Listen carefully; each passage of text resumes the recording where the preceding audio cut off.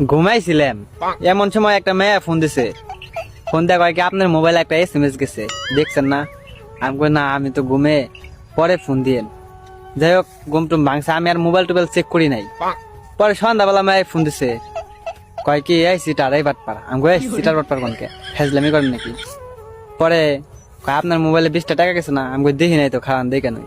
পরে দেখছি হাসাই করে দেখি কি মোবাইলে 20 টাকা লুড়ে পড়ছি।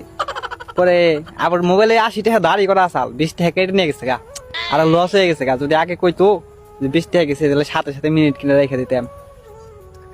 পরে আবারও ফোন দিছে, ফোন দেয়া কয় যে তাহলে 20 টাকা দিবেন না। আমি মনে মনে মনে করলাম 20 টাকা দিমু কোন থেকে, এখন আমি এই যে খয়রাতির খয়রাতি, এখন তো এই 20 টাকা আমি দিয়ে হারব না। কি করি, সেরি যখন ফোন দিছে এক 20 টাকার নিগে আরো 100 টাকা লস করে দিই। পরে কতক্ষণ কথা কইলাম, কথা কর পরে কইছি যে এখন তো আমার কাছে টাকা নাই, তাহলে কালকে এক সময় ফোন দেন, কালকে দিয়ে দিমুনি। পরের দিন ফোন দেয় কি এই বাট পাড়াই চিটার। আমার তো রাগ উঠে গেল গা, আমার কাছে এমনি টেহা নাই, এই 20 টাকার লিগে বলে চিটার বাট পার ফোন নেবো। পরে আমি বললাম ফুকিননি ফুকিননি 20 টাকা পড়ছে, তাও চাই। কেমন ফুকিন্নি গেলে, হ্যাঁ রে সেরি রে, ফুকিন্নি মুকিন্নি কই একবার উড়ে হালাইলাম, অথচ নিজেই বড় ফুকিন্নি। যাই হোক, কত 20 টাকা কত ভাবে উড়ে হালাইছি, কিন্তু এই সেরির 20 টাকা আর দিয়ে হারি না। পরের দিন ফোন দিয়ে আবার আমার উল্টা পাল্টা কোয়া শুরু করছে। পরে কইছে খারা আজকে তোর খবর আছে, বকাই কিরকম এক্সপার্ট আমিও দেখিয়ে দিব। আমি যে শরীরে উল্টা পাল্টা বকা শুরু, মানে যত অসভ্য বকা খাও একবারে সব দিয়ে দিচ্ছি।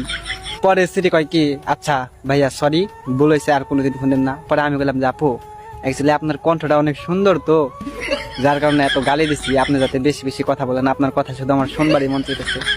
মেয়েরে পাম দিলাম।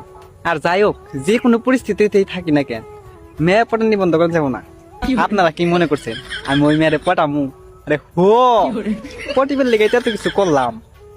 যাই হোক, পরে তারপরে অনেক কথা কইয়া লাইলাম, মেয়ে আমার ভাইয়া ভাইয়া শুরু করলো। পরে বললাম দেখেন আপনি আমার ভাইয়া কইেন না। পরে কয় কেন? পরে কইছি আপনার কণ্ঠ এত মধুর, ওই মুখে ভাইয়া ডাকটা মানায় না, অন্য কিছু বলেন।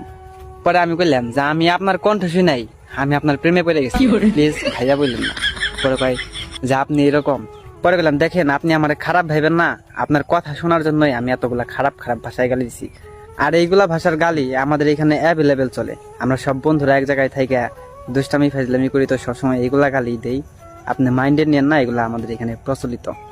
পরে মেয়ের আবার সিলেটি, মাঝে মাঝে কি কয় কিছু বুঝি না। পরে আমার কয় কি আপনি কি আমাকে ভাষা বুঝেন? আমি কই তেলে মনে মনে টান থাকলে সব ভাষায় বোঝা যায়। আপনি যেভাবে কথা কইতেছেন আমি মোটামুটি বুঝতেছি, কিছু কিছু বুঝি না। যাই হোক, ভালোবাসার কথা বলে সবই বুঝি। যাই হোক, 2-3 দিন এমনি করে কথা বললাম, মেয়ে আমার